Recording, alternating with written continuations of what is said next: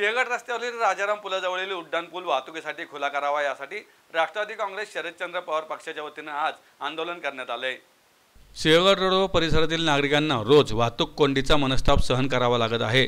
यावर तोडगा काढण्यासाठी सामान्य नागरिकांच्या कराच्या पैशातून उड्डाणपुलाची निर्मिती करण्यात आली आहे।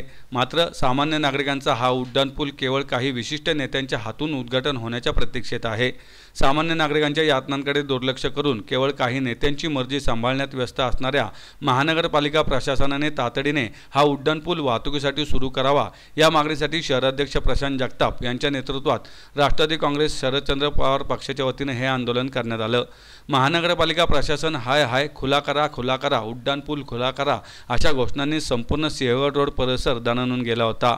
12 ऑगस्टपर्यंत हा उड्डाणपूल नागरिकांसाठी खुला न केल्यास महाविकास आघाडीकडून दिनांक 13 ऑगस्ट रोजी उड्डाणपूल खुला केला जाईल असा इशाराही राष्ट्रवादी काँग्रेस पार्टी शरदचंद्र पवार पक्षाचे शहराध्यक्ष प्रशांत जगताप यांनी पुणे महानगरपालिका प्रशासनाला दिला आहे। या आंदोलनात प्रशांत जगताप यांच्यासह अश्विनी कदम, काकासाहेब चव्हाण, मृणालिनी वाणे, पोपटराव खेडेकर, गणेश नलावडे, शशिकांत तापकीर, राजश्रीताई पाटील, अमोक ढमाले, भक्ती कुंभार, रोहन पायगुडे, समीर पवार, अमोल ननावरे, बाळासाहेब रायकर, अभिजित बारावकर, जमीर सय्यद आदी पदाधिकारी आणि कार्यकर्ते मोठ्या संख्येने सहभागी झाले होते।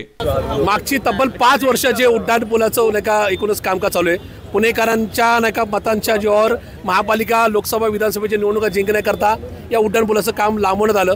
मागच्या 2 महिन्यापूर्वी हा उड्डाणपूल तयार आहे। फक्त राज्याचे उपमुख्यमंत्री देवेंद्रजी फडणवीस यांना या उद्घाटनाला येता यावं म्हणून स्थानिक आमदार माधुरीताई मिसाळ असतील किंवा भीमरावजी तापकीर असतील या दोघांच्या हट्टापोटी पुणे महापालिकेचे आयुक्त राजेंद्रजी भोसले या उड्डाणपुलाचं एकूणच खुला करण्याचं कामकाज हे लांबवत आहेत। मागची 4-5 दिवस कडक ऊन पडून सुद्धा डांबरीकरणाला वेळ नाही असं खोटं कारण दिलं जात आहे आणि म्हणून या उड्डाणपुलाच्या खुला करण्याच्या मागणीकरता आम्ही आज आंदोलन केलेलं आहे।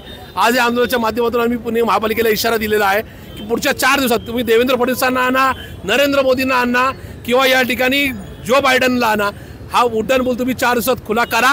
नाही तर 13 तारखेला महाविकास आघाडीचे 3 घटक पक्ष ज्याच्यामध्ये राष्ट्रवादी काँग्रेस पार्टी, शरदचंद्रजी पवार हा आमचा पक्ष, उद्धवजींची शिवसेना, काँग्रेस पक्ष यांच्या कार्यकर्त्यांच्या वतीने 13 तारखेला आम्ही सगळे हा उड्डाणपूल खुला करू।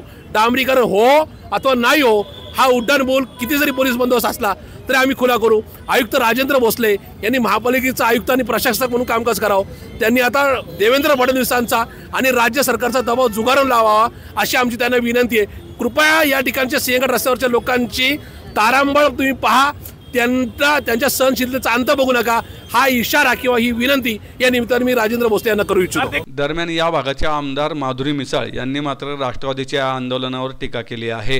गेले 8 ते 10 दिवस सिंहगड रोड ब्रिज चालू करावा यासाठी राष्ट्रवादी निरनिराळे पोस्टर लावत आहे। आज त्यांनी आंदोलन केलं।